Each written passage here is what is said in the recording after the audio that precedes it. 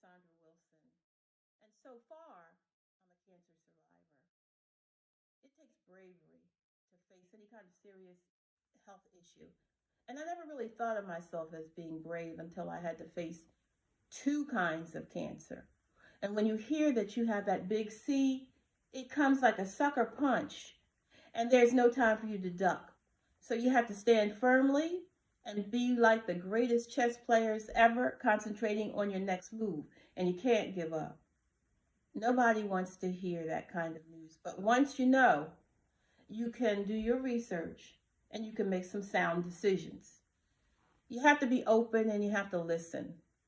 Just because treatments have always been the same for years, that doesn't mean that there is no other way. When I initially found out that I had breast cancer, it was devastating. I was initially diagnosed as in the second stage. And then a radioactive isotope found that I also had thyroid cancer and that the breast cancer had moved into the lining of my lung, which is not lung cancer, but it meant that I had to have my lung drained. The thyroid and the lymph node was removed, and that was a lot. My choices were then a mastectomy, a lumpectomy, or hormonal therapy. And when the surgeons gave me some advice, I took that advice and I chose hormonal therapy, and I was accepted into a trial. Well, you know why Black people distrust trials. So I had to think about it. Once they found that the cancer had moved, it metastasized. I was no longer eligible because I was in the fourth stage, and there is no fifth stage. So I was told that I could not be cured, but I could be treated.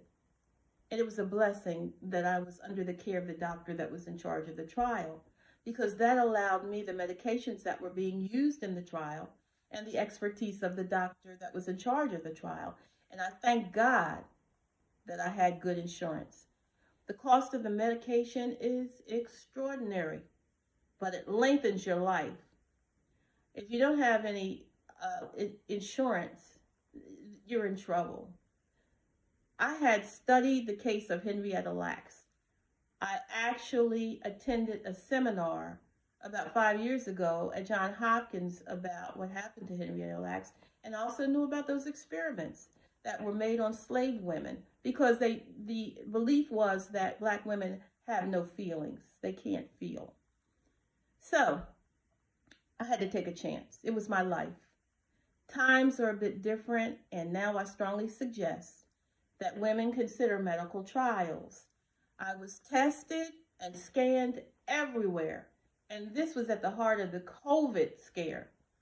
The normal methods are always there, and they're going to be there for me if I should ever need them. And that I might get to that point. But as for now, I'm good.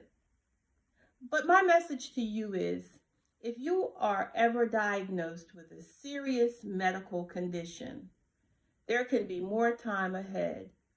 Think carefully about what is right for you and do it.